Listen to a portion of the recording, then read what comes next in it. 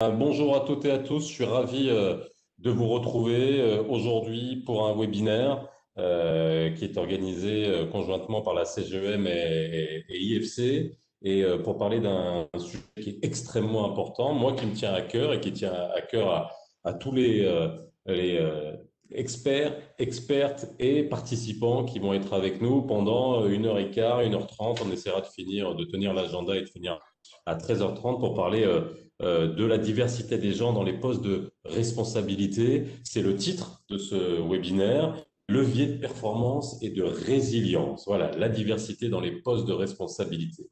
C'est de ça dont on va parler aujourd'hui. Avant que je rentre dans le vif du sujet, vous qui nous regardez, vous pourrez participer, bien évidemment. Je ne laisserai pas de séance de questions-réponses à proprement parler à la fin, mais par contre, vos questions sont les bienvenues pendant tout le long du webinaire. Et à chaque fois qu'il y aura une question qui sera en lien à un thème que nous serons en train de traiter, je me permettrai de la soumettre à l'ensemble des participants qui sont aujourd'hui.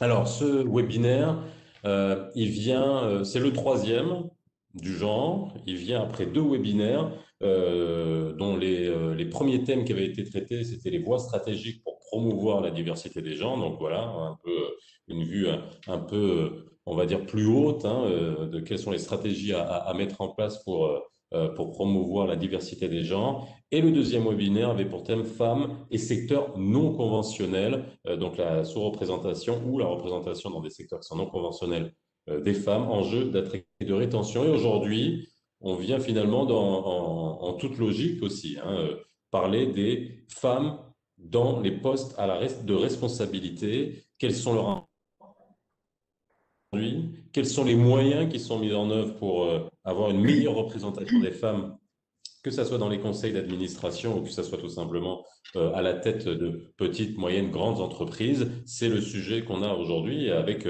tous nos intervenants que je vais vous présenter dans un instant. Alors, avec moi aujourd'hui, je suis ravi d'accueillir Amina Figuigui, qui est présidente du Club des femmes administrateurs. Bonjour Amina. Amina, est-ce que vous pourriez... Voilà, tous les micros étaient au rouge. Je Bonjour suis là, Amina. bonjour. Je suis là, bonjour. Pour Comment ça va? activer, désactiver, c'est un problème. Ça va très bien, merci beaucoup. Merci d'être avec nous aujourd'hui. Mouaz Miaoui, qui est avec nous, Senior Corporate Governance Officer à IFC. Bonjour Mouaz. Bonjour Faisal, merci encore pour cette invitation et tout le plaisir d'être là avec vous aujourd'hui. Shadia Jazouli, qui est membre du bureau de la commission entreprises responsables et citoyennes de la CGEM. Bonjour Shadia. Je suis ravie d'être avec vous aujourd'hui. Nous avons Abdelkrim Gergeshi, qui est conseiller du président du directoire au sein de la BMCI. Bonjour Abdelkrim. Bonjour, bonjour, Pascal. Bonjour à tous et toutes. Et enfin, avec nous, Amel Bahbouhi, qui est CSR Manager à Sonacid. Bonjour, bonjour à tous et ravi d'être parmi vous. Et nous aurons Bahia Hanoun, pardon, chargée de mission au sein du cabinet du président à l'OCP, qui nous rejoindra dans quelques instants. On est en train de régler un petit problème technique de connexion. Ah, voilà. Bonjour Bahia. Comment ça va? Très bien, merci pour l'invitation. Eh bien, super. Vous êtes toutes et tous au complet aujourd'hui. Ce qui est important de souligner, c'est qu'on va parler de la diversité des gens dans les postes de responsabilité. Nous sommes dans un webinaire où vous êtes on est en déséquilibre, on est moins d'hommes que de femmes et c'est très bien. Voilà, ça commence à porter ses fruits, mais nous aurons aujourd'hui l'occasion de discuter vraiment de manière factuelle sur l'impact de la représentativité des femmes au poste de responsabilité et les moyens mis en œuvre pour les promouvoir. Alors, avant que je vous pose une première question, vous qui nous regardez, vous pouvez participer, comme je vous l'ai dit encore une fois, en posant vos questions à travers le chat. On vous répondra au fur et à mesure, je les poserai aux participants. Vous pouvez également inviter des participants, d'autres participantes, et puis vous exprimer à travers le hashtag Morocco for Diversity. Vous avez le hashtag Morocco for Diversity que vous pouvez utiliser pour réagir sur le thème d'aujourd'hui. Alors, ce qu'on va faire, c'est qu'on va commencer par donner la parole à nos trois. Alors, vous êtes tous des experts, tous des expertes, mais on a décidé de donner la parole à 3 experts qui nous permettront de poser un peu les jalons de la problématique, et puis également des retours d'expérience qui vont être partagés avec nous sur trois entreprises, dont une ou deux que je connais très bien, et notamment pour laquelle je connais très bien la problématique et la manière avec laquelle elle est traitée en termes de parité. Je vais commencer par Mouez Miaoui, qui est, qui allait se lever. Non, non, il se rassoit. Super. Alors, Mouez, Senior Corporate Governance à IFC. Alors, c'est vrai que la première question qui me vient à l'esprit, mais qui est un peu enfoncer une porte ouverte, hein, parce que quand je vais vous poser la question, pourquoi est-ce que c'est important d'intégrer des femmes que ce soit dans les conseils d'administration, que ce soit dans les instances décisionnelles de grandes entreprises, pourquoi est-ce que c'est important? Bien sûr que c'est important, mais si on vous pose la question de manière très benoîte, qu'est-ce que vous y répondez? Merci beaucoup Faisal, mais en fait c'est une excellente question parce que tout le débat qui se fait aujourd'hui, tout ce qui se fait aujourd'hui sur le plan réglementaire, au niveau des entreprises et au niveau législatif, par exemple, pour les pays qui se sont engagés sur cette voie-là, tout revient à ce pourquoi-là. Quelles sont les raisons qui font que on demande, on pousse, on fait la promotion pour qu'il y ait une plus grande représentativité des femmes dans les postes exécutifs, dans les conseils d'administration. Alors, il est vrai que je viens du groupe, du département qui focalise son attention beaucoup plus et son activité sur les aspects conseil d'administration et niveau exécutif. Donc, j'axerai plutôt mon propos sur ce plan-là, mais pour rapidement donner quelques éléments de réponse. Alors, le pourquoi, les raisons, premièrement, un impératif tout simple, un impératif éthique et moral. Pourquoi pas de l'équité, sachant que à un petit epsilon près, les populations par pays ou au mondial sont à 50%, 50% hommes et femmes. Donc il n'y a aucune raison pour que les hommes dominent les postes de responsabilité, les postes exécutifs dans les conseils d'administration. Donc ça, le premier impératif qui me paraît le plus logique, le premier que j'évoquerai, mais ce n'est pas le seul.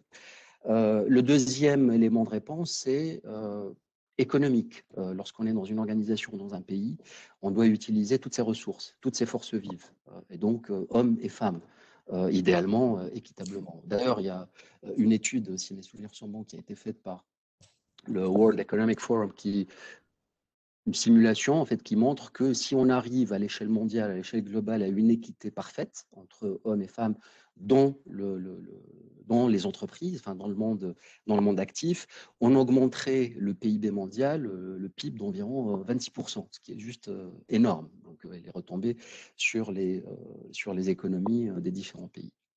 Troisième élément, c'est les études, les publications, les recherches qui se font de plus en plus aujourd'hui et qui se concentrent sur toutes les régions du monde, excepté un peu l'Afrique subsaharienne, mais on y viendra plus tard, je l'espère, et qui montrent qu'il y a un lien entre la performance des entreprises fondée ou basée sur certaines métriques, sur certains indicateurs, principalement financiers, rentabilité, etc., et une présence beaucoup plus forte des femmes dans les instances dirigeantes, dans les postes exécutifs et dans les conseils d'administration.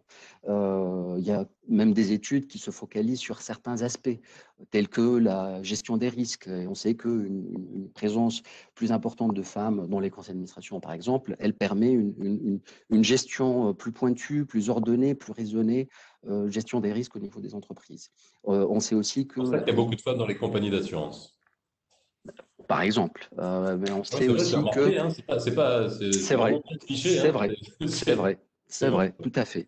Alors, on sait aussi que les femmes sont un booster de l'innovation. Les entreprises qui ont beaucoup plus de femmes dans les instances dirigeantes, elles ont un niveau d'innovation plus fort et tirent beaucoup plus de revenus justement grâce à ce surplus, entre guillemets, d'innovation. Donc ça, il y a plusieurs études. Alors, il y a même une étude que nous avons mandatée récemment au niveau de la FCI, je crois, de mémoire fin 2018, où on a essayé de lier, de voir s'il y a un lien positif entre une présence plus accrue, plus importante de femmes euh, dans les conseils d'administration et les postes de leadership, et ce qu'on appelle la performance ESG, donc environnementale, sociale et de gouvernance, sachant qu'aujourd'hui, c'est une thématique qui est on top of the agenda. En gros, tout le monde focalise sur ça, même les grands investisseurs. Et on a trouvé des liens assez importants, positifs, entre la présence des femmes et justement la performance ESG des entreprises. Et puis enfin, le dernier point que je voulais évoquer, c'est la poussée des grands investisseurs, les BlackRock, les JP Morgan, les fonds de pension japonais, entre autres, de ce monde qui poussent les entreprises à augmenter, à croître le nombre de femmes, la proportion de femmes présentes, du moins au niveau des conseils d'administration. Par exemple, ce pool d'investisseurs demande à ce qu'il y ait un minimum de 30% de représentation des femmes au niveau des conseils d'administration. Donc, je pense que l'ensemble de ces raisons combinées font que ce débat, cette discussion est justement arrive au bon moment, et c'est pour ça aussi qu'il y a tellement de discussions, tellement de débats, mais aussi tellement d'initiatives partout sur ce point-là. Alors, je reviendrai vers vous, Mouaz, pour voir ce que fait l'IFC, justement pour appuyer la promotion des femmes aux postes d'administration, aux grandes instances décisionnelles au niveau de la région. Je reviendrai vers vous. Maintenant, j'aimerais poser la question à Amina Figuigui, Club des femmes administrateurs. Alors, c'est vrai que quand on fait le constat aujourd'hui, quand on voit les chiffres au Maroc, hein, c'est 5% seulement des entreprises sont dirigées par des femmes et on a 17% de femmes administrateurs seulement. C'est un constat amer, Amina, aujourd'hui, en 2021? Oui, tout à fait. J'ai envie de dire, j'aimerais, s'il vous plaît, faire un petit flashback avant de répondre à votre question. Vous avez dit qu'aujourd'hui, nous avons plus de femmes présentes à ce webinaire que d'hommes, et c'est très bien. Moi, je trouve que ce n'est pas très bien, au contraire, parce que ça démontre bien que ce sujet intéresse beaucoup plus les femmes que les hommes. Donc, je voulais quand même apporter Je ne cette... serais pas autant d'accord avec vous que ça. Moi, je dirais le contraire, mais bon, on peut discuter. Alors, bien sûr, vous savez, avant, on était à des petits pourcentages. J'ai envie de dire, quand je me regarde, je me désole. Quand je me compare, malheureusement, je ne me console pas, effectivement, parce que partant de 0, 17% pour les sociétés qui sont cotées, ça peut nous paraître important, mais on est vraiment en deçà de nos aspirations et de ce qui se passe ailleurs, sous d'autres cieux, qui ont imposé des quotas et qui sont maintenant à des pourcentages assez importants. Donc, c'est dans ce sens que nous avons créé le Club des femmes administrateurs en 2012 pour justement, parce que nous comment vous dire, nous étions convaincus que nous sommes toujours convaincus que la mixité est une source de réelle richesse et de créativité, de performance. Donc, comment dire, nous avons créé le club pour essayer de promouvoir le rôle de la femme en tant qu'administrateur, pour promouvoir les principes de bonne gouvernance et pour accompagner ces femmes justement pour obtenir des postes d'administrateurs au sein des organes de gouvernance des entreprises marocaines. Donc, aujourd'hui, on a plus de 70 chefs d'entreprise, de cadres dirigeants, qui siègent au conseil d'administration de plus de 300 entreprises publiques et privées. C'est quand même pas rien. Mais malheureusement, bon, bien sûr, les 17% ne sont pas du tout satisfaisants. Donc, comment on est arrivé à ces pourcentages? Bien sûr, Amina, excusez-moi, on ne vous voit plus. Si vous pouviez réactiver votre caméra. Ah oui, alors attendez. On vous entend, hein. Après, Alors attendez. Vous me voyez là? oui, c'est bon, vous êtes Ah, revenu. super. Donc, je disais, comment vous dire, C'est-à-dire, au niveau du club. J'étais en train de parler j'étais en train de parler des actions que nous avons entamées depuis la création du club. Nous avons commencé par des actions de sensibilisation auprès de décideurs et d'influenceurs. Et bien entendu, heureusement, nous avons eu l'oreille réceptive de certains régulateurs qui ont fini par imposer la parité, comme par exemple Banque El Maghreb, qui en fait, donc le gouverneur est un homme convaincu, qui a imposé dans l'une de ses directives la parité entre les hommes et les femmes pour les postes d'administrateurs indépendants, ou alors la DEPP qui dans l'une de ses circulaires a mis l'accent sur la représentativité des femmes au sein des instances de gouvernance des établissements et entreprises publiques, ou alors la société anonyme qui a été amendée en mai 2019 ou avril 2019, si je ne m'abuse, et qui a imposé aux sociétés faisant appel public à l'épargne l'obligation de prévoir des administrateurs indépendants. Et donc, toutes ces mesures ont incité et ont enclenché une certaine dynamique de féminisation des conseils d'administration et de surveillance qui a fait que nous sommes arrivés aujourd'hui à ces 17%. On vient de loin. J'ai dit, bon, c'est pas suffisant parce que sur les 602 membres de conseil d'administration ou de surveillance des 73 sociétés cotées, il y en a seulement 89 occupés par des femmes. Alors, on reviendra encore une fois, je vais passer la parole à Shadia Jazuli. Merci Amina pour ce point. On reviendra également aussi sur la loi 1795, les fameux quotas. Alors le problème qu'on a, c'est souvent pas les lois, c'est leur application. Et on a beaucoup de lois avec des quotas qui n'ont jamais été respectés et qui sont très durs à faire respecter dans d'autres contextes. Shadia, je vais vous donner la parole. Je sais que vous avez une petite présentation à nous faire sur ce thème-là, qui va durer quoi, 8-9 minutes? Exactement, Qui va durer exactement. 8-9 minutes, et ça nous permettra d'en discuter après. Ok. Donc je vous laisse partager votre écran. Ok, très bien. Vous voyez Voilà, ça l'écran? fonctionne. Oui, ça fonctionne. Vous êtes en train de partager quelque chose. Ça marche. Ok.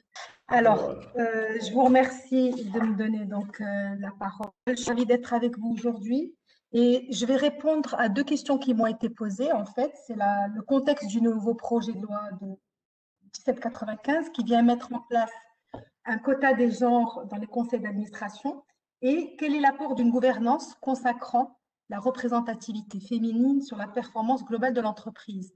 Alors, j'ai préparé un petit document pour répondre de manière globale à ces deux questions. En fait, tout le monde sait là aujourd'hui qu'il y a un mouvement mondial d'appel à la représentation plus équilibrée des femmes et des hommes dans les organes de gouvernance. Et c'est une prise de conscience qu'il s'agit d'une question d'intérêt général, d'autant plus qu'il est impératif que des entreprises, comme a dit Moïse tout à l'heure, commencent à refléter la société à laquelle ils appartiennent. Pour répéter aussi d'autres choses qui ont été dites, donc plusieurs études de la corrélation entre performance et mixité, et ce n'est plus un questionnement, c'est plus donc ces sujets, il y a plusieurs études, et pour n'en citer que quelques-unes, le Fonds monétaire international, McKinsey, Bank of America, et ces entreprises, ils ont démontré que les entreprises ayant un conseil d'administration mixte sont plus performantes financièrement et opérationnellement. On peut citer aussi la dernière publication de mai 2020, très récente, de la Harvard Business Review, qui montre que les banques qui ont le plus de femmes dans le conseil d'administration sont celles qui commettent le moins de fraudes et donc sont celles qui payent le moins d'amendes relatives aux fraudes. Donc, il y a une sous-performance qui est évitée. de nombreux fonds d'investissement également votent donc contre les… il y a de plus en plus un concept de gender fairness et qui est suivi par de grands fonds d'investissement qui refusent d'investir dans les entreprises qui n'ont pas atteint un certain niveau de mixité. Donc, l'exemple de BlackRock, JP Morgan et Standard Life, par exemple, et d'autres fonds ont même développé des index fondés sur le genre. Donc, fort de ces constats, le Maroc a aussi compris rapidement qu'il va gagner davantage à profiter de l'égalité de genre dans les entreprises, car si on se passe de ces femmes, on se passe de la moitié de tout leur potentiel, enfin de tout un potentiel. Il y a eu un benchmark qui a été fait et qui démontre le succès des expériences et initiatives prises dans d'autres pays. En fait, il y a un taux de féminisation des conseils d'administration en fonction de la législation montre que finalement, les mesures contraignantes sont un outil indispensable à une représentation équilibrée. Plus on met des outils et des dispositifs et plus ils sont contraignants avec sanctions et plus le mécanisme fonctionne. Donc, le Maroc, pour sa part, a déjà un arsenal législatif qui est propice aux évolutions digitales, et ce, tant pour les entreprises et établissements publics que pour les entreprises privées. Donc, par exemple, si on regarde la loi 1795, elle avait déjà fixé un ensemble concernant la composition et les missions des conseils d'administration et conseils de surveillance. Au niveau constitutionnel, le Maroc à des textes juridiques qui garantissent l'égalité homme-femme. Je ne vais pas m'attarder là-dessus. Mais ce qui est très important, c'est que cette constitution insiste sur le fait que doit œuvrer à la réalisation de la parité et que les pouvoirs publics doivent œuvrer à la création de ces conditions. Le Maroc a ratifié aussi leurs conventions internationales qui permettent de mettre en place des dispositifs de discrimination positive. Je citerai la plus emblématique, c'est celle de la Convention sur l'élimination de toutes les formes de discrimination à l'égard des femmes, la CEDEF, et donc qui a été signée en 1983, posée le 8 avril 2021 et qui modifie la 1795, et c'est toujours en projet. Ça doit passer encore au Parlement. Et si on doit résumer la proportion des femmes, pas des femmes, la proportion des membres des conseils d'administration ou des conseils de surveillance de chaque sexe, c'est ça qui est important, ne peut être inférieure à 40%. Donc on parle de mixité. On n'est pas en train de dire il faut 40% de femmes, mais il faut 40% au moins de chacun des sexes. Donc il y a un équilibre qui est sauvegardé. En dehors de la loi du projet de loi, il y a des en cours qui vont dans ce sens, et c'est le projet de loi, il y a un projet de loi au niveau du ministère des Finances, de l'économie et des finances, c'est au niveau des entreprises et des établissements publics, parce que la loi 1795 ne s'occupe que des sociétés anonymes faisant appel public à l'épargne. Et pour le projet de loi qui va probablement sortir, il concernera cette fois-ci les entreprises publiques et établissements publics. Et il y a aussi un projet de révision des codes de gouvernance par la Commission nationale. Et ces codes-là vont très, très probablement renforcer cette représentation équilibrée et vont recommander très fortement le renforcement de l'équilibre des genres dans les COMEX et comités de direction, parce que dans les autres pays, on s'est aperçu que le fait de mettre des quotas dans les conseils d'administration n'a pas naturellement, il n'y a pas eu un effet de contagion vers les COMEX et les CODIR. Et donc, là aussi, il va falloir proposer des dispositifs qui rééquilibrent les grandes directions des entreprises. Donc, pour conclure, je dirais que nous avons un taux de représentativité féminine dans la population active très, très, très faible au Maroc, qui est de 20%. Ça fait quand même, moi, ça me fait grincer des dents. Et on observe aussi que plus les femmes, on monte dans les niveaux hiérarchiques, dans les entreprises et les institutions, et plus le nombre de femmes diminue. Donc, c'est des choses qui sont à rééquilibrer et ça ne se fera pas naturellement. Le législateur a tout à fait raison de venir accompagner ces dispositifs. Je vous remercie et je reste ouverte à toutes les questions. Merci beaucoup, Shadia, pour cette présentation qui nous permet encore une fois de bien poser les choses. Alors, moi, je retiens une chose, c'est qu'à l'international, là, aujourd'hui, on a de vraies études qui permettent de mesurer l'impact dans les instances décisionnelles des entreprises sur la performance des entreprises. C'est-à-dire que là, on dépasse l'ego des hommes et la société qu'on avait avant en parlant business. En gros, voilà, avoir des femmes, c'est bon pour le business. Ça, c'est la première des choses. La deuxième des choses, et moi, vous avez parlé de loi et j'ai vu ce graphique qui montre que là où il y a eu de la contrainte, ça a augmenté en termes de représentation. Mais moi, je vais vous poser une question maroco-marocaine et Oui. à tous. Oui. Est-ce que on a déjà eu des lois sur d'autres quotas, que ce soit les quotas pour l'administration, pour inclure des PME et des petites entreprises dans les appels d'offres, etc. Très dur à faire respecter. D'autres quotas au sein des entreprises aussi très durs à faire respecter. Est-ce que vous pensez que c'est une solution aujourd'hui dans les entreprises marocaines qui permettront finalement d'accentuer la présence des femmes? Est-ce que je peux répondre rapidement? Vraiment, Après, la deuxième partie de ma conclusion, et j'ai oublié de la citer, c'est de dire que si vraiment on veut que ces quotas fonctionnent, c'est de mettre un outil de suivi annuel et des outils de suivi et les suivre vraiment. Et il y a des mesures d'accompagnement qui font qu'une loi fonctionne et des quotas fonctionnent. Si on n'a pas un observatoire, eh ben, peut-être que ça ne fonctionnera pas. Et il n'y a pas des mesures de sanctions, et elles sont probablement prévues, ça ne fonctionnera pas. Mais normalement, tout est prévu dans cette loi pour que ça fonctionne.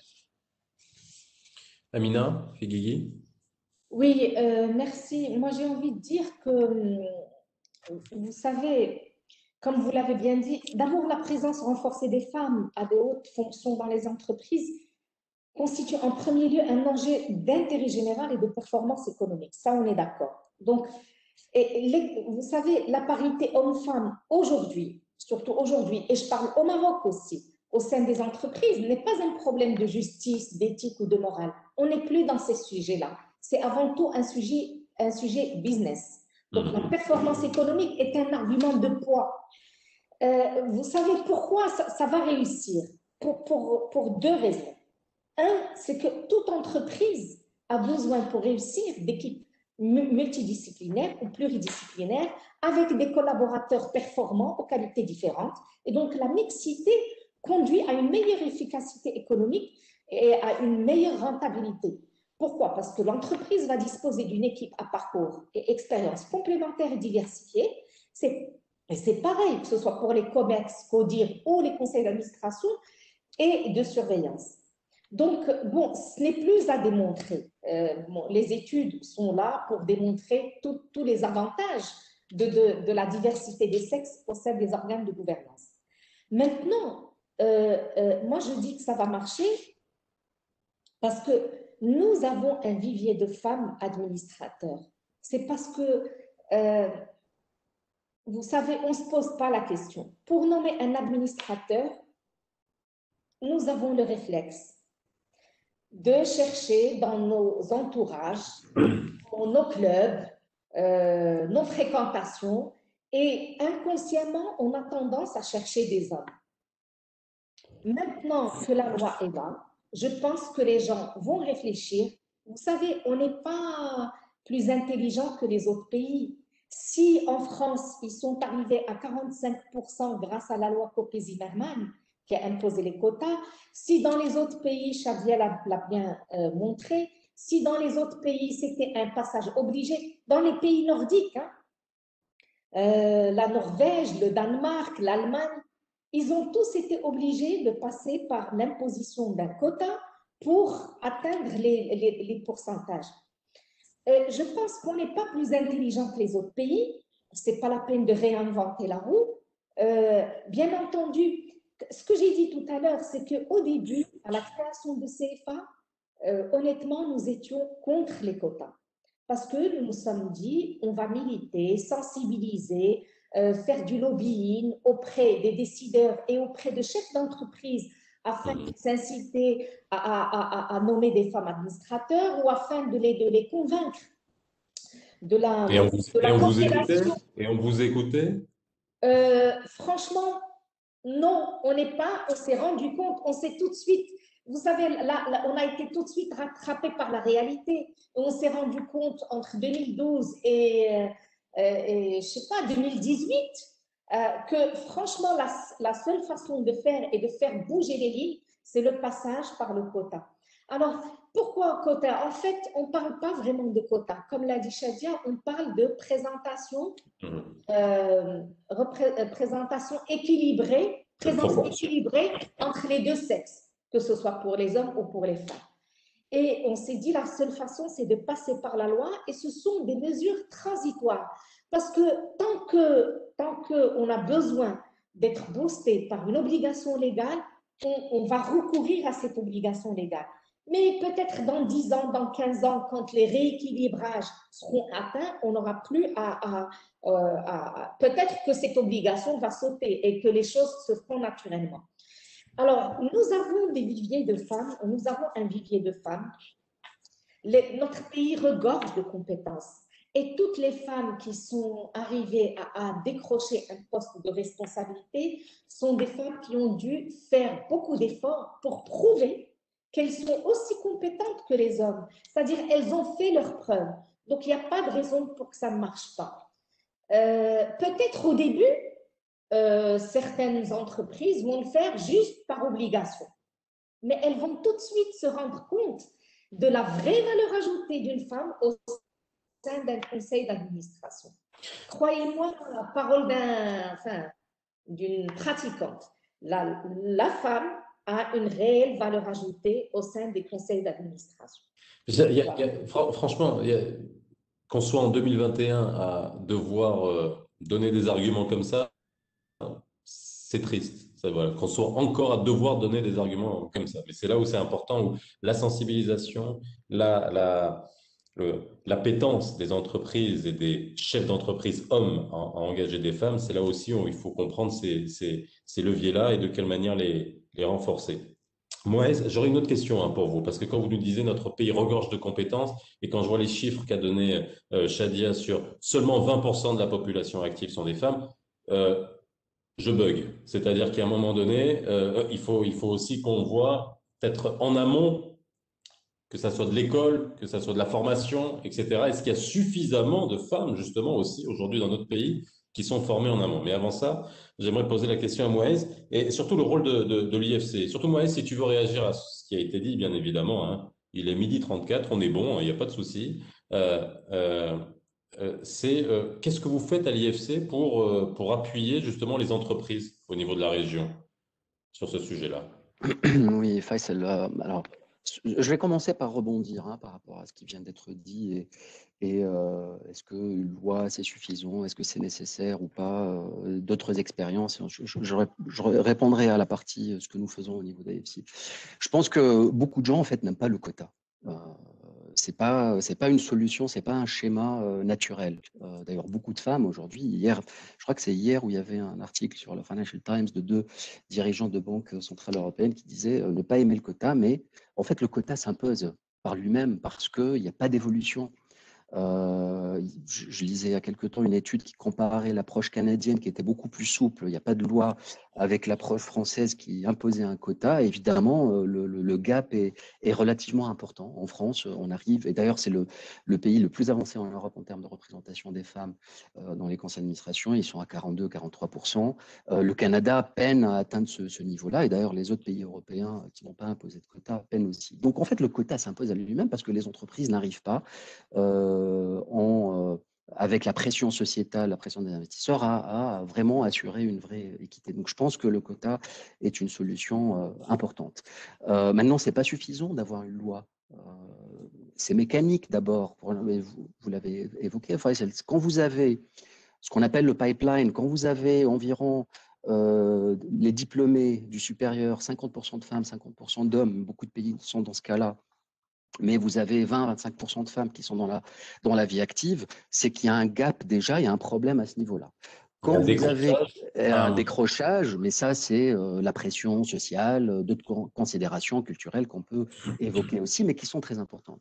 Et ensuite, surtout le pipeline, ça veut dire au niveau de l'entreprise, de l'évolution de la femme, en termes de promotion, en termes de mentoring, en termes d'équité salariale, d'égalité des chances pour être promue. Lorsque vous n'avez pas de possibilité, ou une femme qui part, par exemple, en congé de maternité, c'est compliqué pour elle de revenir au même niveau de responsabilité. Des fois, elle perd énormément. Donc, en fait, vous allez avoir une baisse du nombre de femmes.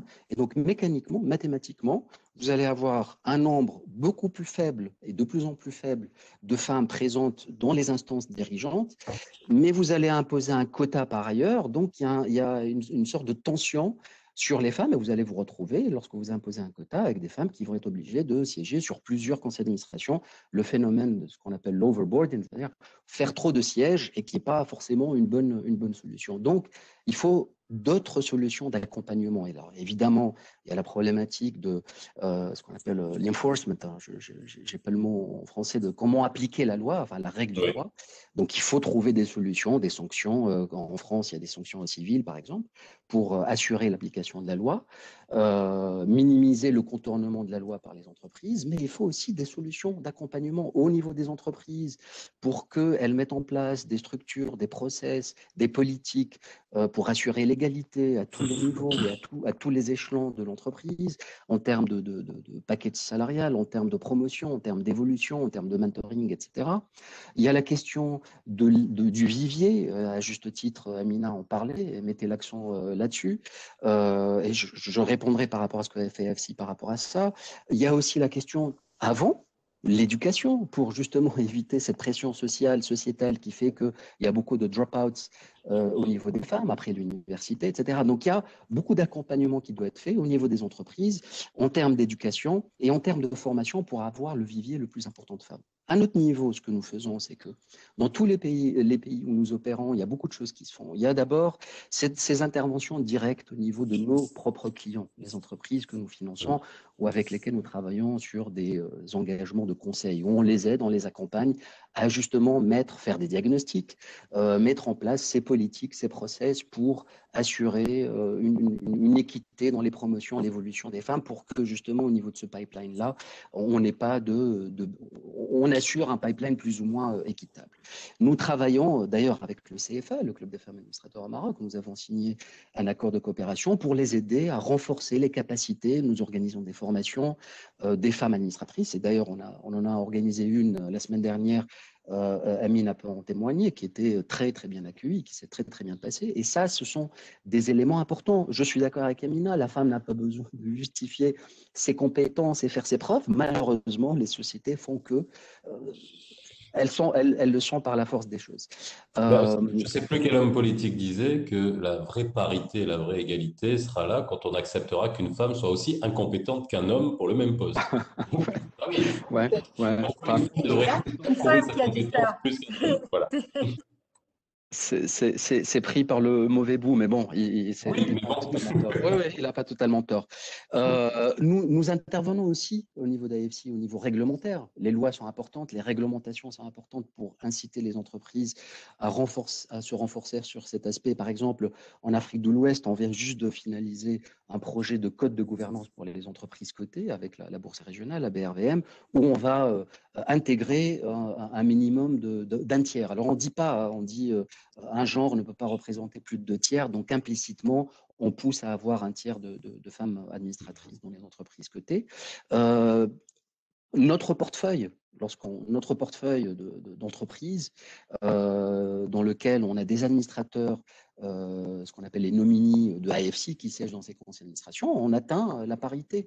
On a un objectif de parité totale à 50% en 2030. Aujourd'hui, on est déjà à 49%, donc probablement on atteindra cet objectif beaucoup plus rapidement. Et puis nos KPI, on a des indicateurs de performance dans tous les programmes que nous organisons, que nous déployons. On en a un au Maroc en matière de gouvernance d'entreprise, dans le cadre duquel on fait ce travail, cette coopération avec le CFA. Et dans nos programmes, on a des KPI, des indicateurs de performance qui sont liés au travail qui est fait pour la promotion de la diversité de genre dans les postes de direction, dans les conseils d'administration. Et je terminerai juste par ce point-là. Pour accompagner la loi, il est important de renforcer la gouvernance des entreprises. On ne peut pas faire l'économie de cet effort-là pour une raison très simple, c'est qu'en renforçant les gouvernances, les pratiques, les process, on met en place aussi des procédures, des politiques qui vont inciter ces entreprises-là à renforcer leur conseil d'administration, notamment et entre autres par une plus grande diversité au niveau de leur board. Voilà. Merci. Ouais. Alors, avant que je passe la parole pour qu'on puisse aller vers les entreprises, les témoignages et les feedbacks, les retours d'expérience de l'OCP, de BMCI, de Sonazid qui sont avec nous. Shadia, Amina, juste par rapport au vivier, j'aimerais juste, là c'est un point qui est quand même assez important. On a beaucoup de décrochage, on a une population, on a la proportion de la population active qui est extrêmement faible.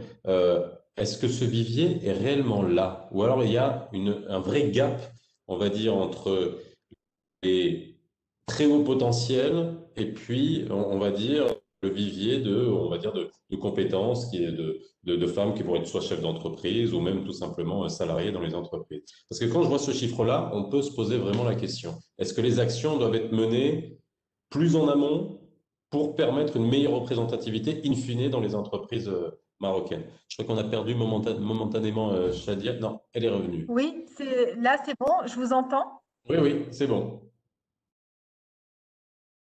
C'est bon? Ouais, c'est bon, Shadia, on vous entend. Ok, super. Le vivier est bien là, sauf que les femmes sont très très discrètes, elles se mettent pas toujours en avant, et c'est vrai qu'il y a un travail il y a un travail d'identification à faire. Amina aussi va en parler au niveau du club des femmes administrateurs, c'est qu'il y a tout un travail qui est fait pour identifier toutes ces femmes qui sont discrètes, qui sont là, qui travaillent dans les entreprises, qui sont les chevilles ouvrières des entreprises, qui font partie des cadres, mais qui ne sont pas aujourd'hui encore administratrices. Donc, normalement, elles sont là, il faut les identifier, les mentorer aussi. Il y a tout un travail de mentorat à faire, de mentoring à faire. Et c'est une des mesures d'accompagnement, normalement des dispositifs de rééquilibrage des femmes et des hommes dans les instances décisionnelles, quelles que soient les institutions publiques, privées, entreprises, peu importe les institutions. Amina, je te laisse compléter parce que je sais que au niveau du club des femmes administrateurs, il y a tout un groupe de travail là-dessus. Merci Shadia. Alors moi, j'abonderai dans le même sens que ce que vous avez dit. Effectivement, c'est vraiment en amont, à partir de nos premiers balbutiements. On nous apprend, la fille, elle joue à la poupée et le garçon, il joue avec un groupe au ballon. Et donc, dès l'éducation, il faudrait faire un effort pour changer cette mentalité et pousser la fille à aller vraiment à aller dans les groupes, à jouer en groupe, à se faire des groupes, d'où l'appellation de club. On a fait exprès de ne pas choisir association, mais de choisir club, parce qu'on entend beaucoup parler de club formé par des hommes pour X ou Y raison. Donc, il y a vraiment un travail en amont à faire. Je vais juste donner une petite anecdote. Nous étions dans un établissement, dans une institution, où on était en train de rédiger nos statuts, de révolutionner nos statuts, et on a prévu un congé de paternité de 10 jours, contrairement à ce qui est prévu par la réglementation qui est de 3 jours. Eh bien, on nous a tout de suite retoqué On a été retoqué, on nous a dit non, vous ne pouvez pas. Vous ne pouvez pas prévoir dans votre institution un congé de paternité de 10 jours. Donc, vraiment, il y a un travail de fond, d'éducation en amont à faire. Donc, ça, d'une part. Par rapport au vivier, moi, je peux vous dire que au niveau du club, je parle de CFA d'abord et ensuite, je vais parler en général. Au niveau de CFA, nous avons constitué le vivier. Pour adhérer à CFA, bon, c'est vrai que nous sommes un peu exigeants. Il faut vraiment être administrateur déjà dans une société ou en avoir les compétences avec un minimum d'expérience, etc. On est très sélectif, mais les compétences sont là. Je veux dire que, vous savez, la femme souffre du syndrome de l'imposteur. Donc, nous avons toujours besoin de dire que oui, nous méritons le poste, la femme, enfin la personne qui doit rejoindre le club doit avoir fait ses preuves. Bon, vraiment, on fixe la barre très haut. Mais nous avons fait un travail un travail d'un collectif, je dirais, avec l'IMA, où l'IMA a recensé toutes les lauréates qui ont bénéficié de la formation diplômante en matière d'administration des entreprises, une association qui traite beaucoup les aspects de l'empowerment au féminin, c'est les citoyens, le club des femmes administrateurs avec les personnes qui ont travaillé sur certains aspects avec l'ADEPP pour constituer un vivier. Et nous avons pu constituer effectivement un vivier, je parle de tout le collectif, un vivier de 150 femmes ou 200 femmes. Et c'est vrai que toutes n'ont pas répondu favorablement à ce qu'elles fassent partie de la base de données que nous devions, ça c'est un projet qui date de 2017 ou 2016, si je ne m'abuse. Elles n'ont pas été toutes d'accord pour figurer au niveau de la base de données. C'est vrai que la femme doit se poser des questions. Est-ce que je suis capable, je parle en général, hein, à part certaines qui sont courageuses, est-ce que je suis capable d'assumer cette responsabilité? Est-ce que je mérite cette confiance? Est-ce que je dois faire des efforts supplémentaires pour prouver que je suis la superwoman qui mérite de siéger au conseil d'administration ou au conseil de surveillance? Mais, comme je vous ai dit maintenant, comme a dit Shadia, maintenant avec ce projet de loi sur la gouvernance des établissements et entreprises publiques qui est en gestation chez le ministère de l'économie et des finances, il y a un collectif qui travaille sur l'identification de compétences pour constituer ce vivier qui servira à proposer à ces femmes des postes d'administrateurs au sein des établissements et entreprises publiques. Je pense qu'il fallait avoir le courage de déflorer le sujet. Maintenant que le sujet est là, que ce ne soit plus un sujet exceptionnel, extraordinaire, ça va, je pense que ça va se faire petit à petit et le vivier va s'enrichir naturellement quand on verra parce qu'on est là aussi pour donner l'exemple et pour tirer ces femmes vers le haut. Je citerai juste un dernier exemple. Il y a une association qui s'appelle Mentorel et qui est là pour justement encadrer, orienter et prendre certaines de jeunes femmes par la main afin de les aider à évoluer dans leur carrière et à leur assurer un certain accompagnement.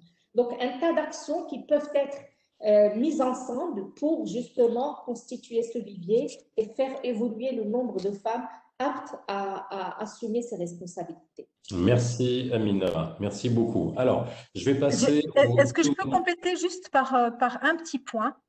C'est que quand on nous demande la question sur les viviers, excusez-moi Faisal, c'est que à chaque fois on dit est-ce qu'il y a un vivier, est-ce que ces femmes sont formées, mais les hommes ils sont tout autant pas ou formés, ils sont formés ou pas formés de la même manière, et personne n'est né administrateur ni personne n'est né directeur général. Ils apprennent, et comme les hommes ont appris sur par leur expérience, les femmes apprennent par leur expérience aussi. Et souvent, on nous demande, est-ce qu'elles sont suffisamment formées?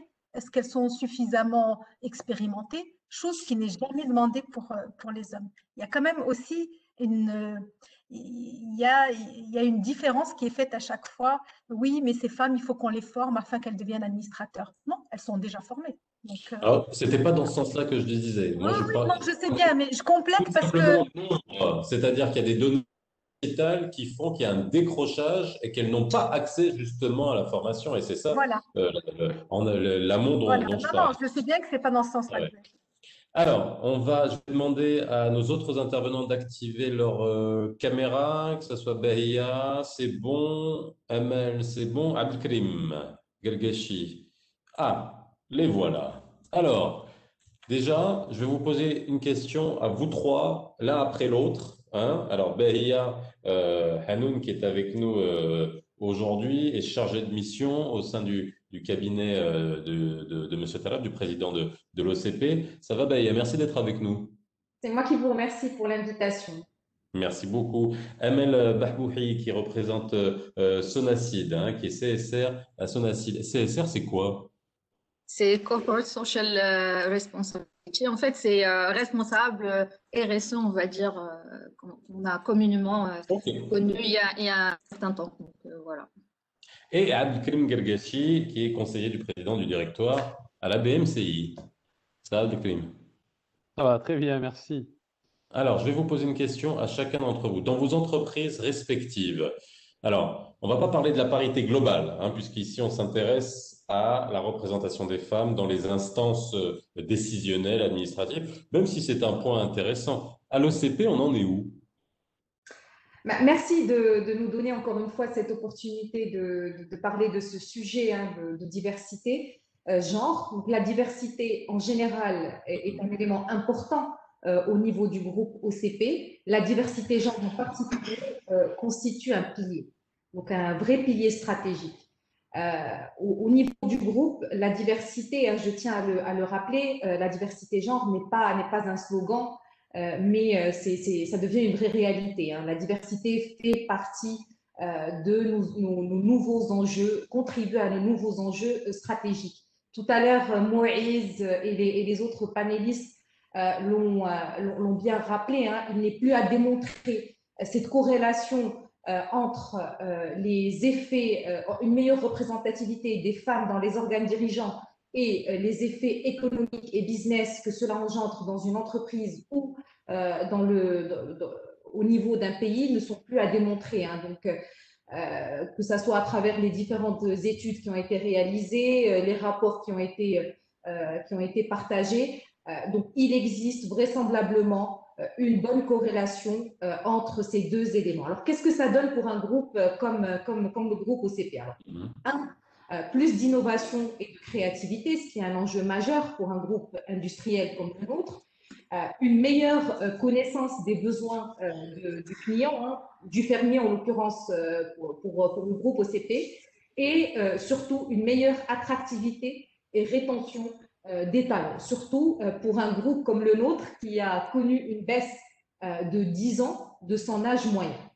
Donc OCP a donc fait partie de ces premières entreprises marocaines et africaines à se saisir du sujet et donc à s'inscrire dans une démarche de manière durable. Je vais vous donner quelques exemples très concrets. Hein. Comme ça, ça va illustrer un peu plus mes propos.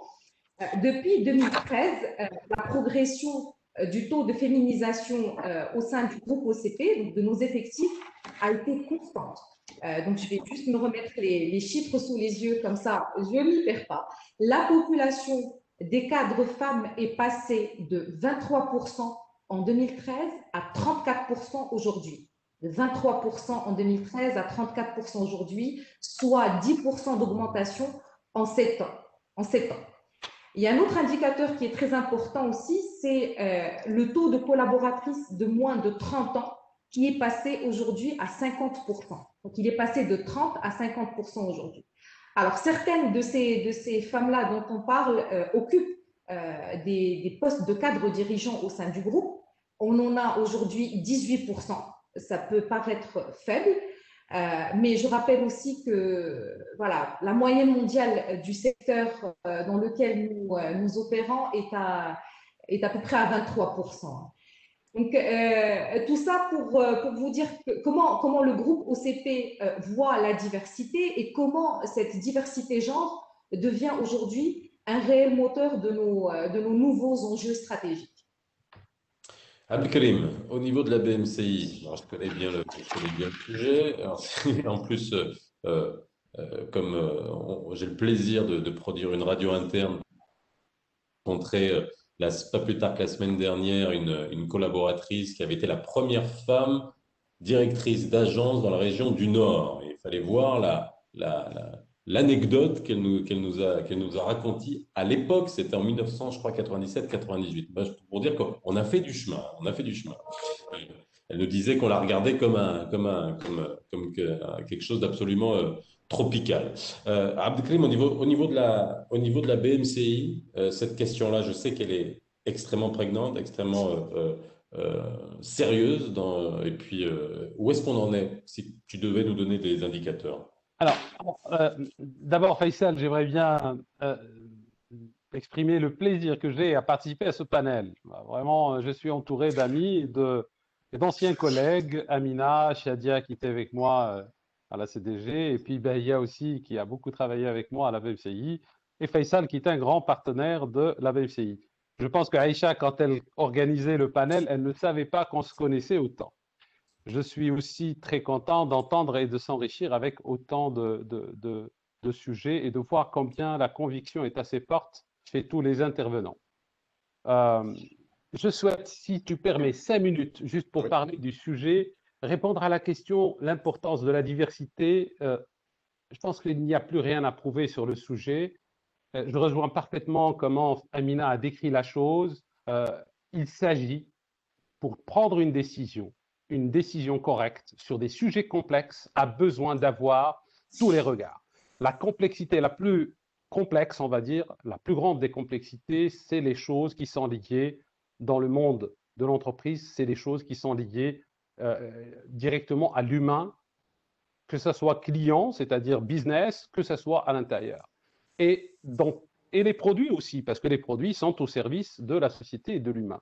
Et donc le regard de divers angles est très important. Et je pense que c'est important que toute entreprise dispose et profite de cette richesse, hommes, femmes, et aussi dans un sens beaucoup plus global, pour prendre des décisions correctes et plus performantes.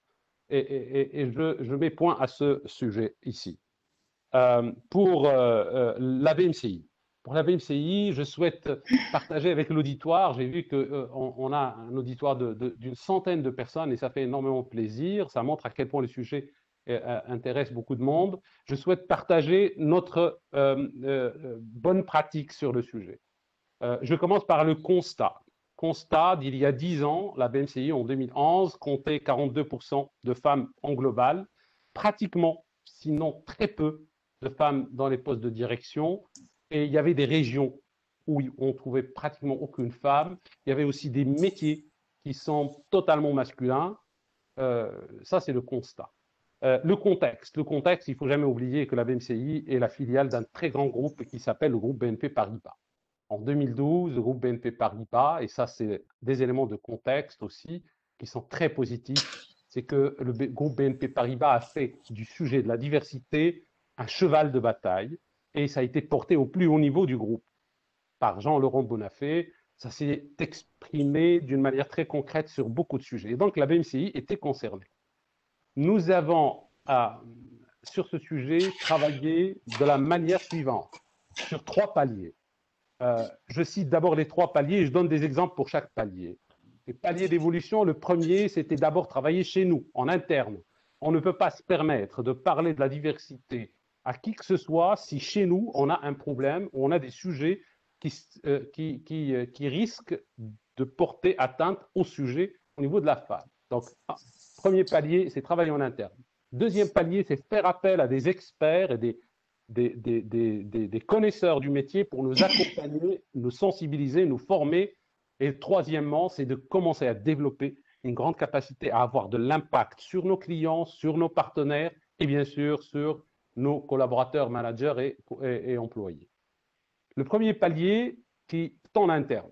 Deux sujets, deux exemples que je donnerai. Le premier, c'était de travailler à un exemple. Hein, c'est juste un exemple, mais les sujets sont très larges. La maternité.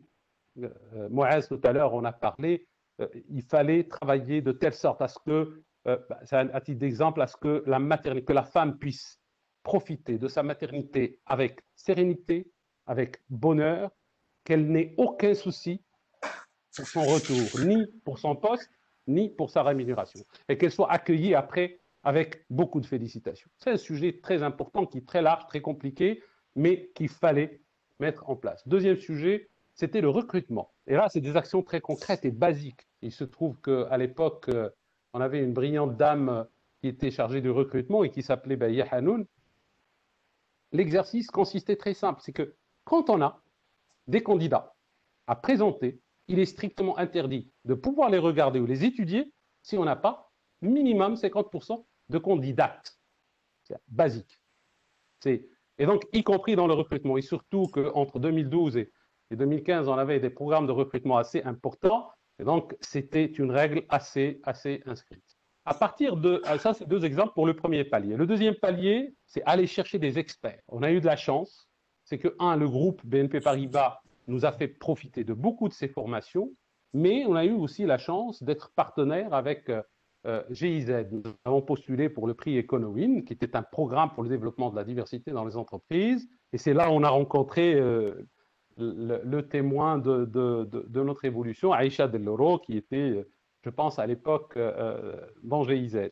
Un grand merci à Maria Louzada, qui était la patronne du programme, et que je remercie beaucoup. Nous avons mené beaucoup de formations, beaucoup de sensibilisation à tous les niveaux de l'entreprise, à tous les niveaux de responsabilité de l'entreprise, et ça s'est décliné aussi par des engagements et la signature de plusieurs chartes. Nous avons signé la charte des 7 principes de l'ONU pour l'épanouissement des femmes dans l'entreprise. Nous avons aussi contribué très fortement à la création du club Diversité Maroc, et Bahia peut en témoigner avec la responsable diversité IRB, Kadiatou Sissoko, que je remercie aussi très chaleureusement d'ici. Et ça a donné naissance à des résultats presque naturels, très félicités. Nous sommes passés en moins de 5 ans à 50-50 globalement. Nous avons plus de 40% de postes occupés par des femmes au niveau des postes de manager, c'est-à-dire de direction et au-dessus. Nous avons maintenant des femmes directeurs de zone, nous avons des femmes de très haut niveau de direction, et nous avons aussi le groupe qui a nommé des administrateurs indépendants au niveau du conseil d'administration, c'est-à-dire que les résultats sont devenus très positifs. L'impact au niveau des clients, l'impact au niveau des partenaires, nous sommes, notamment, il y a le club Diversité Maroc, dans lequel nous étions les créateurs, mais il y a aussi le Women in Business, qui était une ligne dédiée totalement, et nous étions les premiers à la signer avec la Bird, signée totalement avec la Bird, 140 millions de dirhams exclusivement dédiés au financement des entreprises dirigées par femmes, qui a été un sujet que j'ai piloté avec une magnifique équipe de la RSE. Je salue Shama Benani, qui a beaucoup travaillé avec moi sur le sujet. Voilà un petit peu les résultats. Il fallait aussi, le troisième palier, il fallait aussi mener et mettre en place des actions qui permettent la durabilité de ce genre d'action. Et j'étais très content de voir le président du directoire qui a signé dernièrement une charte extrêmement engageante, qui est la charte de jamais sans elle, c'est-à-dire aucun membre de direction n'a le droit d'engager une réunion ou un débat ou un échange. Dès qu'il y a 3 personnes, il doit y avoir obligatoirement une femme présente. Les chartes sont parfois beaucoup plus impactantes et plus fortes que les lois. Ils sont plus engageantes. Voilà un petit peu les bonnes pratiques que je souhaite partager. Aujourd'hui, la BMCI peut vraiment être fière de ces ratios au niveau de la diversité à tous les niveaux de responsabilité. Je souhaite dire un mot sur la question qui a été posée, qui est le vivier. Je pense que le vivier dépend des lunettes qu'on met. Si on veut mettre les lunettes pour voir combien nous avons des femmes de très haut niveau et de grande qualité dans notre pays, pardon, j'active ma caméra. J'ai eu l'honneur d'animer des séminaires à Lima pour les hommes et femmes administrateurs dans le secteur public de la DEPP. Et j'ai vu à quel point on avait des femmes d'un niveau exceptionnel dans le secteur public. Je ne parlerai même pas du secteur privé où il y a vraiment de très très hautes et de grandes compétences. J'étais long, mais j'étais un peu, j'ai voulu répondre un petit peu aux 3 questions qui m'ont été posées. Merci Abdelkrim. Alors on va passer au retour d'expérience de Sonacide avec Amal. Est-ce que vous pouvez nous dire voilà, ce qui a été mis en place au niveau de Sonacide, la situation, et puis un peu faire comme Abdelkrim, hein, voir les différents leviers que vous avez mis en place et peut-être ce qui est mis en place pour les années futures. Tout à fait. Merci beaucoup, Faisal. Merci les organisateurs de nous avoir conviés à ce webinaire. Alors pour Sonacide, donc comme vous le savez, donc Sonacide c'est un leader national dans le domaine de la sidérurgie. Donc c'est un métier, c'est une industrie qui est assez lourde, connue traditionnellement par des postes qui sont occupés par des hommes en fait. Donc la place de la femme n'est pas forcément on ne va pas dire la bienvenue, mais historiquement, ça n'a pas été le cas. Bon, pour Sonacide,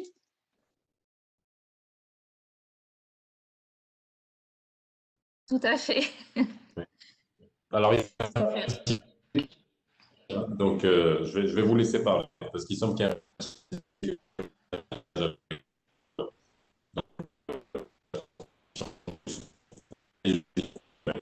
plus. Ça marchait, pas de souci.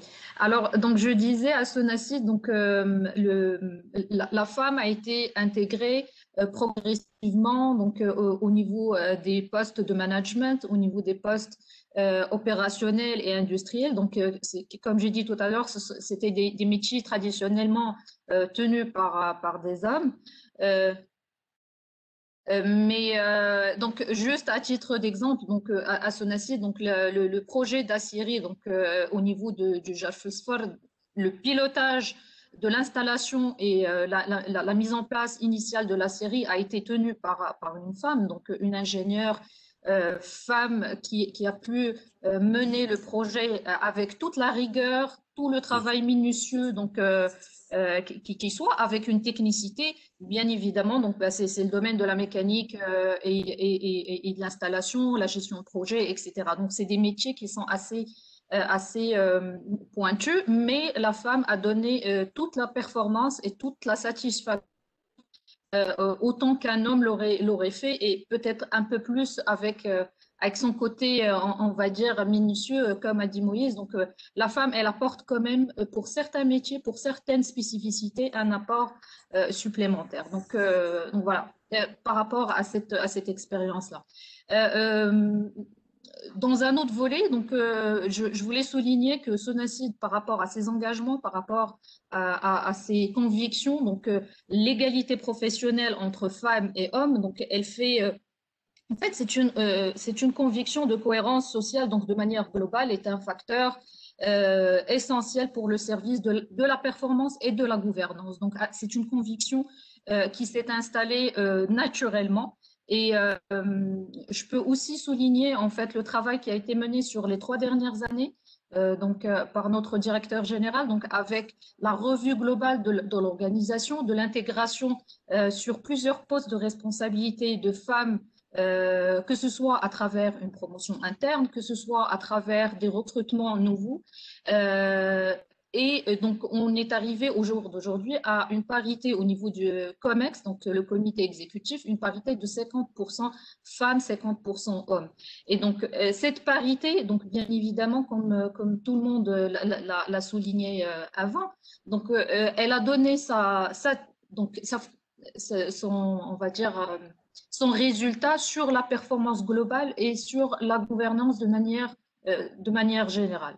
Donc, à ça s'ajoutent en fait toutes les actions qui sont menées donc, au quotidien, comme on le sait très bien. Donc, le processus d'intégration des femmes au poste de responsabilité n'est pas une action unique ou un processus limité en fait, mais c'est tout un processus qui commence par l'éducation, par l'intégration des filles au niveau des écoles, par le recrutement. Donc, on donne la chance à des filles stagiaires pour acquérir des premières expériences, des premières expériences pour les lauréats, donc que ce soit des ingénieurs, que ce soit des lauréats des écoles de commerce, etc. Et puis, par la suite, c'est tout l'accompagnement qui se fait sur le terrain. À travers donc l'accompagnement de proximité des équipes RH, à travers aussi les managers de proximité. Donc, c'est les premiers RH en fait qui accompagnent ces femmes pour leur donner, on va dire, toute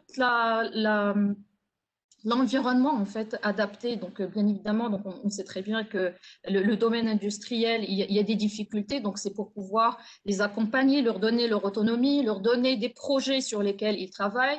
Elles peuvent travailler des sujets d'études en fait qu'elles peuvent mener en toute épanouissement dans le domaine. Et bien évidemment, on a toute la partie promotion interne. Déjà, quand on a par exemple, le cas de Sonacid, au jour d'aujourd'hui, on a des femmes qui mènent leur poste, leurs responsabilités, qui gèrent leurs équipes avec toute la bienveillance, avec toutes les performances souhaitées. Donc, ça donne aussi une lueur d'espoir, en fait, pour les jeunes. Ils se disent, voilà, dans 5 ans, 10 ans, moi, je voudrais être dans ce poste de responsabilité. Donc, ça veut dire que si telle ou telle personne a réussi et a pu atteindre ce niveau de performance et ce niveau dans une structure organisationnelle, moi aussi, je peux le faire. En fait, c'est un cycle, en fait, c'est un cycle qui continue et sur lequel il va falloir travailler donc, sur toutes les étapes, tous les échelons, en fait, commençant par l'éducation et aussi à l'intérieur de l'entreprise.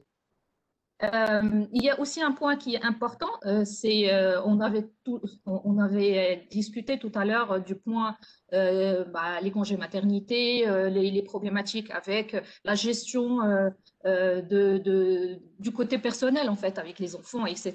Donc l'organisation du temps de travail, l'organisation et l'adaptation des horaires de travail, en fait, c'est un point qui est très important au niveau des entreprises et ça permet aussi d'allier vie professionnelle et vie personnelle. Et on sait très bien, donc culturellement parlant, généralement la plus grande, on va dire, le plus grand poids, c'est la femme en fait qui le prend en charge au niveau personnel. Et donc pour pouvoir allier responsabilité et on va dire professionnel et personnel. Donc, c'est un élément. Donc, l'organisation du temps de travail et l'adaptabilité donc, permet aussi d'accompagner ces femmes pour pouvoir évoluer et donner on va dire, des performances assez importantes. Donc, par rapport à ce volet-là, il y a aussi toute la partie recrutement. Donc, on a parlé longuement, donc de donner la chance à ces femmes en fait pour pouvoir intégrer, donner leur première expérience, mais aussi évoluer au sein des entreprises. Donc au sein de Sonacid, au jour d'aujourd'hui, donc on est, on va dire sur 2020 globalement, donc on a eu plus de 30% de recrutement de femmes exécutées, donc finalisées, et ça permet de donner la chance à ces femmes-là d'avoir en fait aussi un environnement où elles peuvent évoluer pour pouvoir acquérir des postes de responsabilité et évoluer par la suite. Nous sommes aussi, donc, comme vous le savez, donc, le groupe Sonacid, il est adossé donc, à des actionnaires, donc, notamment ArcelorMittal, qui prend aussi l'égalité des chances au niveau professionnel et la promotion des compétences féminines sans qu'il y ait d'obstacles, sans qu'il y ait de freins particuliers à l'évolution. Et on travaille en commun, en collaboration, donc avec des benchmarks au niveau international, avec des workshops en fait qu'on installe régulièrement pour pouvoir tirer profit en fait des expériences qui sont réalisées à l'international et pouvoir les dupliquer, on va dire, en adaptant bien évidemment au contexte marocain, parce qu'on est quand même à un contexte culturel, socioculturel qui est quand même particulier, mais on essaie quand même de promouvoir ceci. Et le plus important de tout ça, c'est la conviction on va dire, de notre directeur général, parce que bon, comme vous l'avez souligné tout à l'heure, donc pouvoir accorder des postes de responsabilité, des postes de haute responsabilité au niveau de l'entreprise, parce qu'au jour d'aujourd'hui, on a toute la partie risk management, on a toute la partie juridique, commerciale, les RH, donc tous ces postes-là, donc la partie controlling, en fait, le contrôle interne global en fait de l'entreprise, tous ces postes-là, ils sont gérés par des femmes. Et donc, c'est des postes qui sont assez sensibles. Leur rôle et leur importance au niveau de l'entreprise, il est aussi important. Donc, la confiance qui a été mise au niveau de toutes ces femmes-là pour pouvoir mener à bien leur travail et aboutir à leurs objectifs, en fait, c'est une conviction qui est importante et un appui qui est de taille, en fait, pour pouvoir suivre tout ça. Donc, globalement, c'est ça, et je reste à disposition si vous avez des questions. Merci beaucoup, Amel. Alors, merci beaucoup. Il est 13h17. Il nous reste 13 minutes. Donc, ce que je vais faire, c'est que je vais vous laisser dire chacun un petit mot de la fin. Moi, ce que je retiens finalement de tout ce qui a été dit, en tout cas, je vous remercie pour tous ces exposés clairs, pragmatiques. On n'est pas resté dans les concepts et dans les grands discours. Là, il y a eu vraiment des échanges d'expériences. Des chartes en interne sont extrêmement importantes au niveau des entreprises. Une loi qui doit être appliquée, de la sensibilisation. Mais alors, est-ce que vous êtes tous confiants? Moi, c'est la question que je vous pose. Alors, je vais faire ça sera ma dernière question pour clore ce webinaire. Shadia. Totalement. Ok. Totalement, parce que voilà, on a fait partie d'un processus, on l'a suivi depuis 2 ans, Amina en fait partie évidemment, et on est engagé et on va suivre. Et donc, j'ai totalement confiance en la suite des dispositifs qui sont. Il y a une bonne énergie dans ce sens-là au Maroc aujourd'hui. Et il y a un bon arsenal juridique qui est dans ce sens. Et voilà, donc on va dans le bon sens de l'histoire. Les lois adoucissent l'histoire et donc on doit faire également l'histoire. Voilà. Merci. Il n'y a pas de questions de l'auditoire? Alors, je viens d'en avoir une. Alors là, il y en a une qui vient d'arriver. Vous voulez que je vous la lise? Ce serait bien de partager, d'interagir avec les participants. J'en attendais. J'ai eu une réaction. Alors, je vous la lis, elle est un peu longue. Oui, pour inviter le monde des affaires à prendre en considération les principes de genre et de parité, il ne suffit pas d'inviter qui que ce soit à faire quoi que ce soit, mais plutôt à faire en sorte que cela devienne la règle, ce qui nécessite de faire passer des lois contraignantes. Donc, en gros, ça rejoint ce que vous disiez. Et faire passer des lois nécessite d'être présent dans les arcanes de la politique. Ça aussi, c'est vrai qu'on aurait eu le temps d'en parler, mais la représentation parlementaire et la représentation politique est extrêmement importante, puisque les lois aussi doivent être faites aussi par des femmes et aussi pour les femmes. Et c'est là où se pose le problème, car nos grandes compétences féminines fuient la politique et ne s'y intéressent pas et sont quasiment absentes dans les partis politiques. Ne pensez-vous pas que le véritable lobbying devrait se faire dans la sphère politique et donc une présence très accrue à ce niveau-là? Qu'est-ce que vous en pensez? Est-ce que je peux répondre rapidement? Le premier quota qui a été mis en place au Maroc, s'agissant du genre, c'est la loi organique de 2012. Et cette loi, elle était relative à la parité dans la nomination des fonctions supérieures de l'administration publique et elle a été inscrite au niveau organique.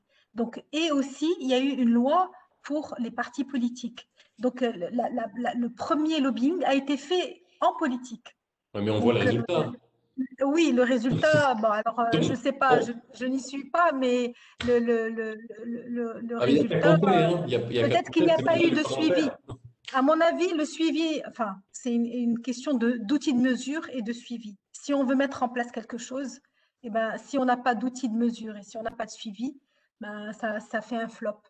Donc, au niveau de cette loi privée sur les SA, il ne faudra pas la laisser passer en flop. Voilà.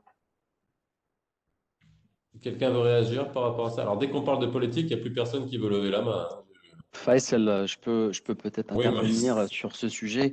Je pense qu'il faut revenir un petit peu, enfin, step back en arrière et se remémorer que, en fait, cette thématique-là, cette question, c'est encore une fois une question d'écosystème. Travailler sur les aspects politiques, la loi, la diversité au niveau de la sphère politique, le lobbying politique, oui, bien sûr, c'est important. La diversité doit être un peu à l'image de la société. On ne va pas traiter la diversité dans les conseils d'administration des entreprises et oublier qu'elle doit se matérialiser également ailleurs. Donc oui, forcément, je vais dire oui à cette question. J'aimerais juste revenir en arrière et par rapport aux dernières interventions, je voudrais féliciter l'ECP, la BMCI, la SONACID. Il ne faut pas oublier aussi que en plus des lois, en plus des chartes, l'engagement des grandes entreprises dans tous les pays, et en particulier un pays comme le Maroc, est important parce qu'elle donne le ton. Ce sont des modèles, ce sont des exemples que les autres vont suivre. Il y a un effet d'entraînement positif sur ces questions-là. Donc j'aimerais les féliciter. D'ailleurs, avec le CP, on les accompagne à EFSI dans le cadre d'un diagnostic et d'une certification EDGE sur ces questions-là. On travaille avec le CFA pour ces questions de vivier qui existent. On était la semaine dernière sur une session, j'ai vu des administratrices, franchement, c'est exceptionnel. Je me dis, beaucoup d'entreprises ratent l'opportunité d'avoir des personnes comme ça à leur board. C'est dommage. Et puis juste un dernier point sur la question des études. Je veux quand même mettre un petit bémol, hein. Les études, la diversité, c'est un faisceau d'indices, un faisceau de choses qui font que c'est important. Les études en sont un. Il n'y a absolument aucune étude aujourd'hui qui dit à 100%, il y a une corrélation parfaite à 100% qui lie présence de femmes à la performance. Sinon, vous vous imaginez bien qu'aucun investisseur ne mettrait son argent dans une entreprise qui ne respecte pas cette règle-là.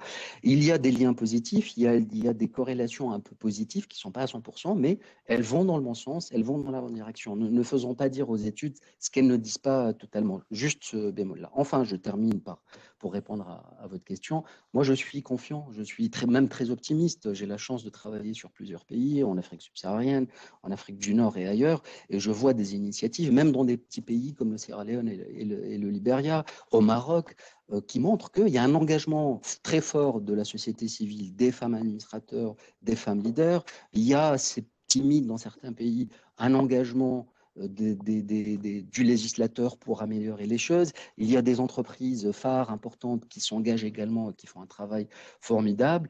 Et il y a des femmes qui s'accrochent et qui sont merveilleuses. Et donc, je les remercie. Voilà. Merci, Moïse. Alors, j'ai une autre question. Oui, Si juste vous permettez, oui, par rapport à cette confiance, moi je voudrais dire que j'abonde dans le même sens que Shadia, nous sommes confiantes. Pourquoi? Parce que, vous savez, si on avait posé les questions, une question pareille aux pays nordiques, aux pays européens, bien sûr, au début, c'était un peu mitigé, mais depuis, il y a de l'eau qui a coulé sous les ponts. Nous en sommes là avec des chiffres très satisfaisants. Donc, nous sommes confiantes aussi parce que nous avons en face de nous des hommes engagés. Parce que vous savez, quoi qu'on dise, nous avons déjà, on n'est pas là pour, je veux dire ouais, on est là pour essayer de grignoter un petit peu sur les sièges des hommes, etc. Pas du tout. Nous devons travailler avec les hommes côte à côte pour faire avancer la gouvernance de l'entreprise. Et ce sont en général les hommes qui sont décideurs aujourd'hui. J'espère que la tendance s'inversera dans une décennie ou deux, mais en tout cas, aujourd'hui, c'est le cas. Et nous avons la chance d'avoir en face de nous des hommes convaincus et engagés qui nous accompagnent dans cette démarche. C'est pour ça que nous sommes confiantes et on arrivera à changer la donne. Voilà, merci. Merci Amina. J'ai une question, là, il nous reste 5 minutes, je vais quand même la poser. Vous avez tous partagé des initiatives, c'est Fatem qui nous dit ça, qui nous demande ça. Attendez, c'est reparti. Vous avez tous partagé les initiatives mises en place et cette participante voudrait savoir quelles ont été les réactions des employés ES, hein, ES, pas EES, hein, dans vos entreprises lorsque vous avez mis en place ces mesures, comment sont-elles reçues? Je sais pas, Bahia, à votre niveau, et peut-être Abdelkrim, voir comment les hommes perçoivent ça. Parce qu'à un moment, on n'a pas. Parce que je vous dis sincèrement, j'ai l'impression que depuis tout à l'heure, bon, il y a beaucoup de choses qui ont été faites, mais qu'on n'a pas changé de société. On est quand même chez nous dans une société patriarcale et machiste encore. Hein? C'est un homme qui vous le dit, et je le reconnais. Donc, comment c'est reçu? Bahia d'abord, et ensuite Abdelkrim. Allez, vas-y, Bahia. Alors, oui, effectivement, donc j'ai vu tout à l'heure, j'ai pu assister à l'ensemble des initiatives qui ont été citées par Si Abdelkrim ou par Madame Behbouhi, au niveau de BMCI, de Sonacid. Alors, j'ai pas du tout partagé, j'attendais la deuxième question, hein, Oui. partager les actions qui ont été lancées par le groupe OCP, qui sont tout aussi intéressantes et qui ont permis justement de faire cette évolution de 23 à 34% en termes de féminisation. Et la première initiative que je vais citer répond en partie à votre question, Faisal. On s'est lancé avec un groupe de travail pour comprendre un premier constat qu'on a fait au niveau du groupe OCP en 2016. Le taux de féminisation était à 50% à l'entrée, donc au niveau d'analystes et d'ingénieurs, et donc passe rapidement à 21% au niveau managérial. Donc là, il y a une déperdition claire, alors qu'à la base, nous recrutons des ingénieurs brillantes, donc des écoles de commerce brillantes. Donc, qu'est-ce qui se passe? Donc, pour ce faire, en fait, on a lancé, donc pour comprendre, on a lancé une action en trois volets. Tout d'abord, on a lancé une très grande survey, donc une grande étude à l'échelle de l'ensemble des collaborateurs du groupe pour comprendre et pour affiner l'appréhension des freins à la diversité. Et on s'est rendu compte que l'un des freins principaux à cette diversité genre au niveau du monde du travail, je pense au niveau du pays en général, c'est ces biais cognitifs.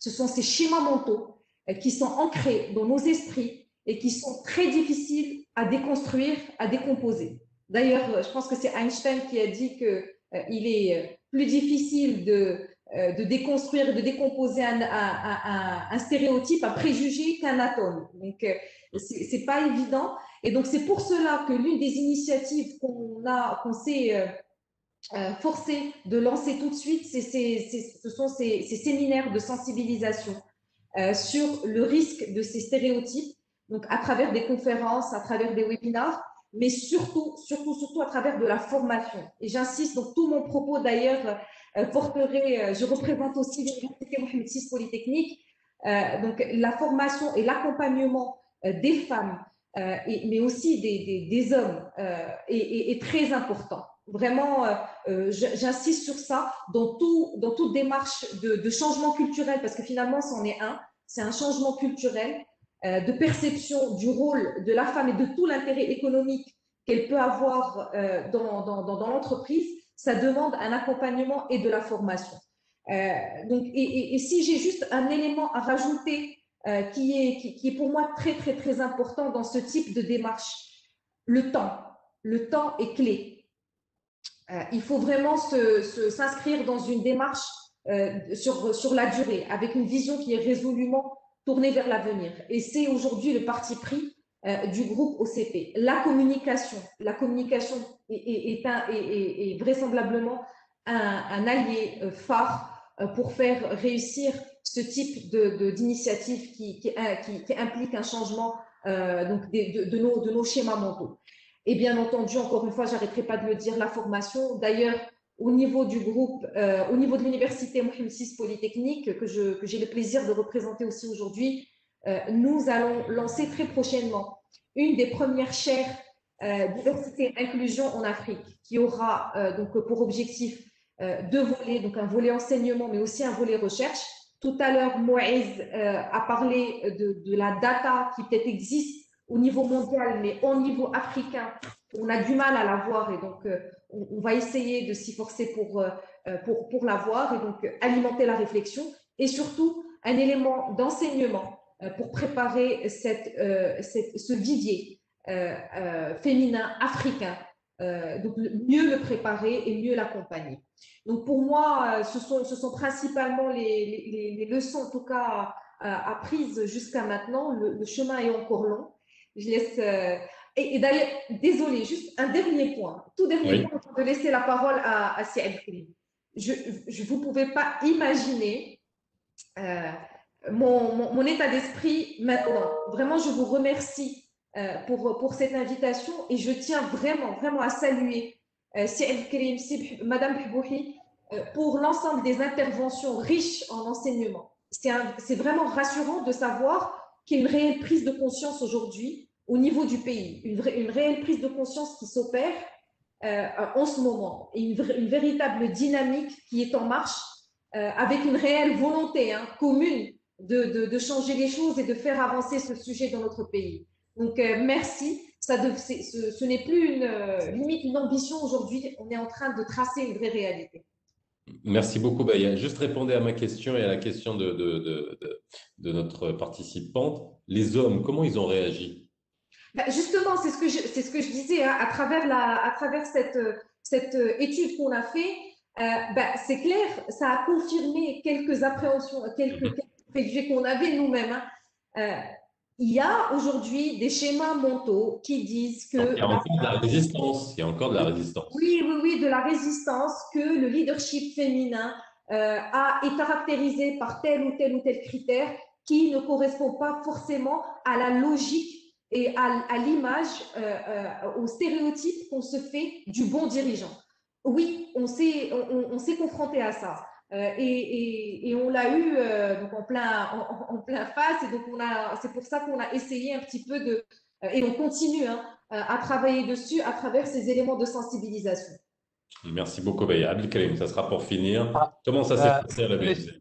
D'abord, les stéréotypes, Baya serait d'accord avec moi si je lui dis que les stéréotypes et les biais cognitifs sont aussi masculins que féminins. Donc, c'est des biais, effectivement, qui sont chez tout le monde. Moi, d'une manière très synthétique, la réaction, il faut juste comprendre que la formation, la sensibilisation, la communication, l'explication permettent de dissoudre la résistance.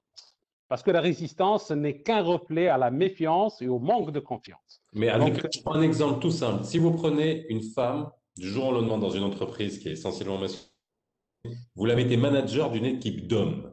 Oui. C'est-à-dire dans le mode d'absorption des femmes quand on est au début du processus. D'abord, à la BMCI, dans 95% des cas, ça marche. Et il n'y a pas d'appréhension, et au contraire, ça mobilise, ça crée. Et puis les femmes, quand elles sont d'un certain niveau de compétences et de hauteur, elles ont cette capacité à mobiliser et aussi à créer un style qui est différent des hommes, mais qui est plus mobilisateur et plus fédérateur. Donc moi, je pense que la réaction a été très positive, mais c'est aussi grâce à beaucoup de formation, beaucoup de sensibilisation et d'explication.